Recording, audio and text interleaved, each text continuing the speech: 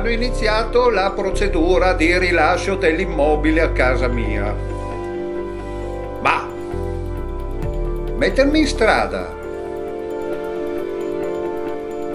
è equiparabile a commettere un omicidio?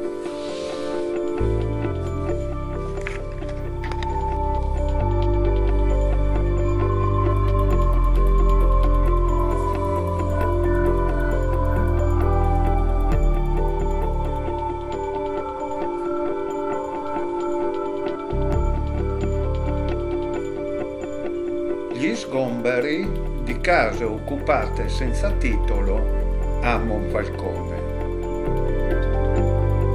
Ci sono delle situazioni in cui mettere in strada una persona è forse come fare un omicidio. Per esempio, quando una persona sta male, ha febbre, è trapiantata di reni.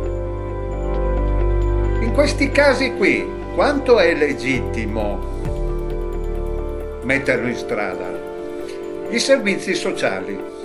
I servizi sociali sono inadeguati nei percorsi, non offrono garanzie nel momento in cui entri in loro carico, per il semplice motivo che la legge dice che fin quando hanno soldi ti aiutano e poi ti possono lasciare lì dove sei. Quindi che garanzia hai di arrivare a una casa pubblica se il comune di Monfalcone non fa niente altro che piangere il morto? Quindi hanno iniziato la procedura di rilascio dell'immobile a casa mia.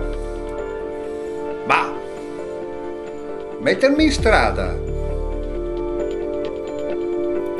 è equiparabile a commettere un omicidio?